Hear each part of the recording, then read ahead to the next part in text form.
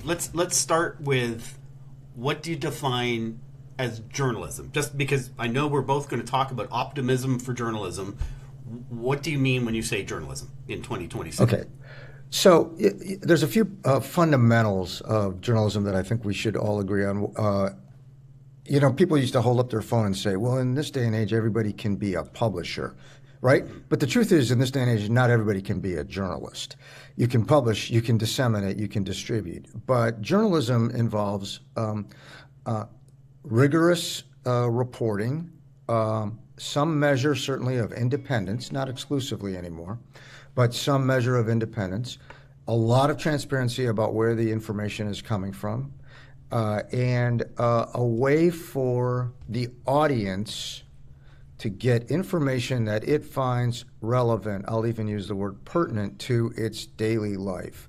So one of the things that I think has changed so I think that some of those things are fundamentals that have been true for decades and decades and decades. I think what we're all responding to right now is that it's now in a lot of different forms. Some forms are new and uncomfortable. Everything is, obviously, I'm speaking from the States, but maybe it's true in Canada too, but it's very polarized.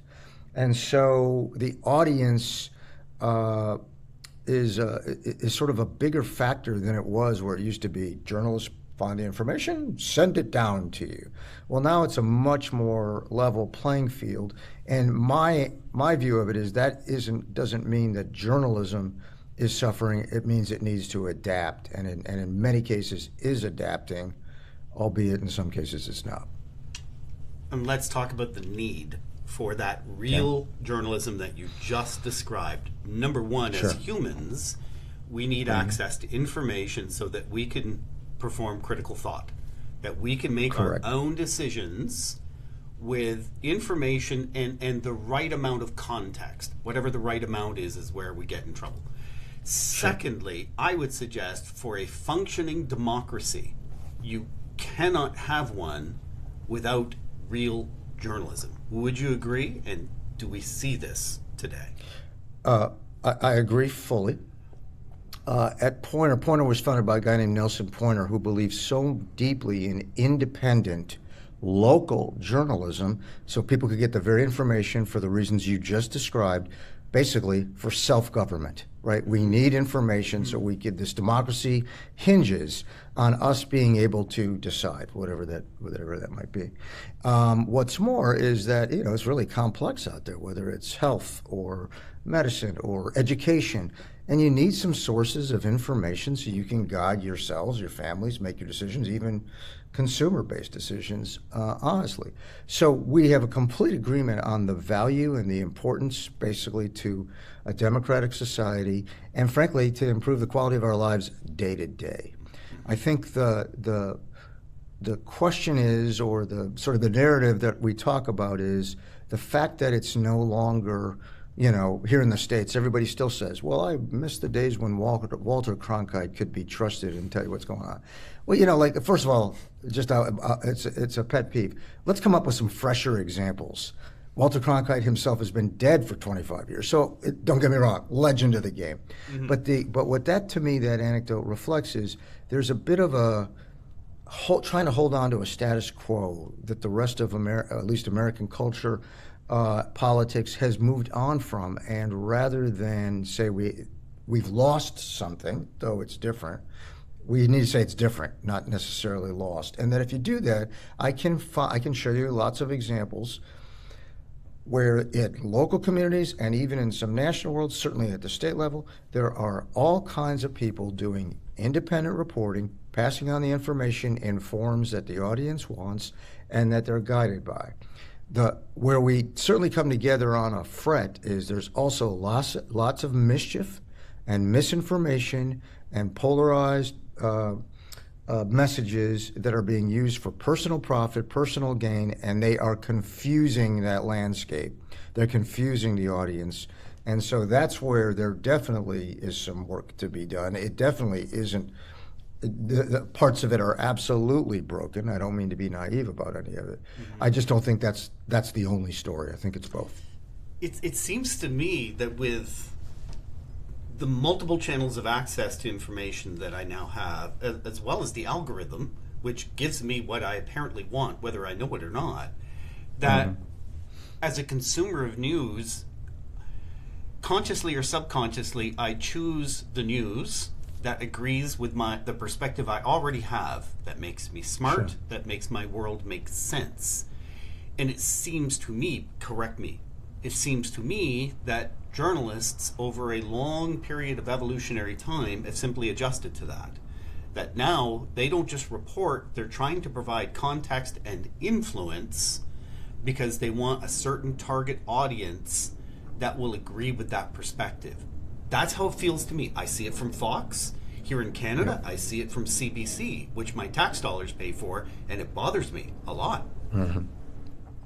No, so I go back to the notion of that is absolutely accurate, Doug. It's just not the whole story, okay? Right. And the rest of the story isn't necessarily in collision. It's much more of a menu of sort of things.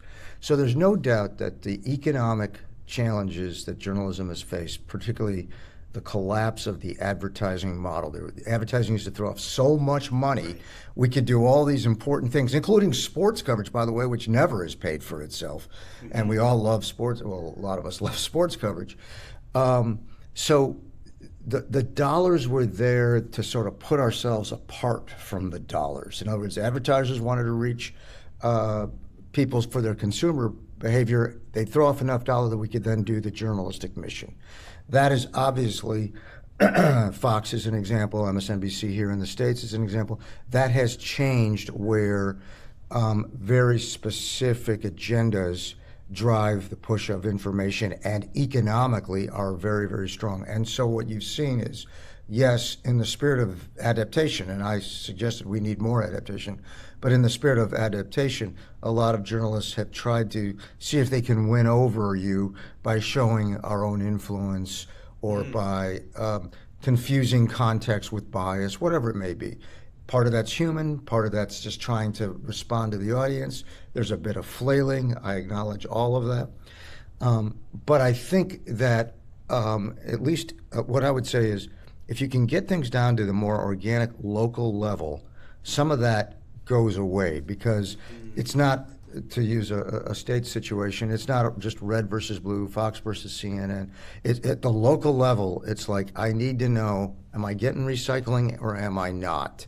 I need to know, here in Florida, there's a bill like they may decide that vaccinations aren't required for school kids. That's a political decision. People can have their own views. I just need to know as a consumer, should I still get my kid a measles vaccine or should I not? Where can I go? And so journalism still has that role to play of pertinence and relevance that gets beyond or is at least separate from this political question. The political questions are not irrelevant. We care about our democracies, our government. We have people, well, like, I don't know about it in Canada, but here there's certainly the saying, something I'm paraphrasing, we hate Congress, but we love our congressmen, right? So, and what does that tell you? It goes, if you can get it down to a relationship level, so it's not an anonymous algorithm, but it's people I know or trust, I can at least make judgments about that, about whether I know or trust them. I talked to you before that I'm concerned about the word trust being a bit of a charade because you said it yourself. What you trust or what you agree with. But we sometimes in the journalism world use trust as if it's some neutral. Well, that was trustworthy. And I think we're kidding ourselves a little bit. We want to go, and there's nothing wrong with going to sources you agree with. The question is just understanding that the fact that you don't agree with other sources doesn't automatically make them crap and doesn't automatically mean you should ignore them, or at least not know what they are. So I think I heard that grassroots journalism, small town, local journalism, local community, is the way sure. Trust is going to build. It's not going to come from the top down. It will come from the bottom up. Who's doing, in your mind, a good job in that context? Yep. So I'm going to cite a number of examples, but first I will say your premise at the beginning is legit. A lot of big sources that we counted on locally have had that economic problem, and they're kind of flailing. They're pandering, or they don't know, or they're cutting back. Here in the States, there's a chain, Gannett, which owns more papers than any in the country. So to cut costs, they're going with less local coverage and more coverage that goes across regions. I think it will not succeed. But anyways, I don't want to just pick on them. But so here's a few examples. Here. You're still an optimist. Yeah, I'm still an optimist. Yeah, I'll give you an example. I'll give you three quick examples. Today, the Poynter Institute will announce the Poynter Journalism Prizes winners, and we do a national contest. It's not at the level of the Pulitzers, but we like to think of ourselves as the Golden Globes, or sort of right below there, like really good work. Yeah. It will honor, among other news organizations, some big national ones, but it will also honor the Baltimore Banner, which has just done a fabulous investigation. It only started 3 or 4 years ago. It's a digital website, but it covers Baltimore with 80-some journalists, bigger than most organizations in this country right now. But they just did a great, they created a data tool that showed that in Baltimore does not provide bus service to students above 5th grade. So if you can't afford to get a ride somehow, you got to take the city bus. Well, guess what? The city buses can't seem to get kids to school on time, and so a lot of kids who have to take a bus because they can't afford private rides are getting to classes late. Their grades are worse. They're missing school, and they're not graduating at the same levels. Now that's something that I think is eventually going to change some policy in Baltimore. Mm-hmm. It's good journalism. It's about education. I didn't say blue or red. I didn't say anything. Like, we just have to figure this out. These kids got to get to school. Okay. That's one example. In Eugene, Oregon, there's some former journalists, led by one guy in particular, have started something called Stumptown Savings. And basically, unlike Yelp or some of the other crowdsourcing where you put reviews and things on restaurants, that's all fine too. But these folks go from grocery store to grocery store and track deals and send you information about deals in various grocery stores around the local area so that you can do better in shopping for your groceries, deal with the affordability crisis. Again, it's local. They say who they are. They're not taking any money from the local craft brewery to buy that beer or this. The other day they did a great rating of all the tortilla chips that are made in the area, and here's the ones that are our favorite, and here's also what they cost. That's actually journalism. It's relevant. Yes. Is it making the world a better place? Like Baltimore? Well, I'll argue if you save me some dollars in my grocery store, I'll find some value. Yeah. In Oakland, California, there's an organization that's now been around for about 10 years, a staff now of 18. It's called El Timpano.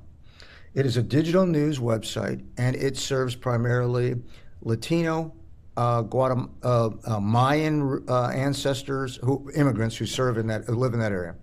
It put out a story just few weeks ago saying, oh my God, there's a lot of folks who have immigrated to the Oakland area, and they are seeing on the ground these fabulous looking mushrooms that remind them of the mushrooms in the greater, where they came from in Guatemala, and you cook them up and it's this terrific delicacy, and the audience loves it, right? Turns out though, this iteration in Oakland, poisonous. Okay. Those are toxic. Right now, these are people who don't speak English. They speak Maya, I think it is, indigenous languages. Mm-hmm. They need a source of information they trust. Those mushrooms aren't what you think they are, right? Now, those three examples are also journalism. They didn't come from the Tampa Bay Times or the Philadelphia Inquirer. They came from alternative sources, but not fringe or extreme. It's about service. It's relevant. Now, meanwhile, El Timpano or the Minneapolis Star Tribune, they're also going to cover ICE raids in your community. There's journalists all over the country trying to figure out this guy who stormed the White House Correspondents' Dinner the other night. Right. Where's he from and what's his agenda? Turns out he may be a loner. So all of these things say there's still a lot of journalism out there, and don't be fooled only by, I shouldn't say fooled, that's harsh. Don't lament only the shout fest on cable as a sign that what's happened to journalism. Day in and day out, your very show, your audience cares about information. Otherwise, they wouldn't listen to the podcast, right? So all I'm saying is round out the story. It's not like we should ignore these things where it's intentional misinformation, where people are fooled, where AI makes the speed of this incredible. And by the way, I'll add, and the audience has some responsibility to be an informed consumer. I'm not trying to let the audience, big responsibility. You care about democracy. I'm not trying to let you off the hook. I'm just saying the journalists shouldn't blame the audience, and the audience shouldn't always be blaming the journalists. I love the examples. I adore the examples. How do we grow this so that that attitude plays out on the bigger stage? And is it possible for journalists or publishers, editors, news directors to accomplish that? Or is that really up to us as a society? Turning it back to the audience. This is my last question. Yeah, I think it's got to be in tandem. I think it's got to be in tandem. I think, listen, here's the thing about the audience and about the journalists, and this is what I've been trying to get at.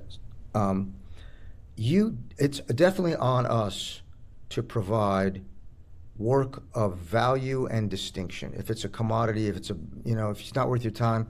I mean, this is the paradox of the time we live in, which is, the irony, and I mentioned the Cronkite example earlier and all of that, is now there's so many choices. Well, that actually should be good for the audience, right? You have lots and lots of choices. So it's up to us who are providing the material for those choices. What is helpful? What is distinctive? How do I make it accessible? You talked about algorithms. Certainly there are creators and influencers on TikTok, Instagram. Their forms of work are really interesting. They're funny. They say they value my time. In many cases, they tell me where the information came from. All right, so on the good ones, then it's on the audience to say, all right, we buy that you'll have 4 or 5 different sources in a day. You'll have your NPR radio, NPR down here. You'll have your NPR radio broadcast. You'll have something off of an Instagram reel. You'll maybe still subscribe to a print newspaper, and maybe you'll hit any of those over the course of the week. I think we have to get past this notion that it's an either or. You either do this or you do that. So if the audience is willing, and I know we all have subscription fatigue, but to either throw some money toward a subscription or a membership or something, if you care about your community and your society, throw in with that, and in return you'll get value back. So that's the partnership. I think it's going to be a long game, Doug. I think we're going to have to go, you deal with PR professionals, marketing individuals. You're going to have to win them over almost one customer at a time, and that's okay, but you got to stick with it for the long game. I absolutely love it. And Neil, to quote a friend of ours, that's the way it is. I really appreciate your time. Well, thanks. It's been a treat to talk to you. Let's do it again.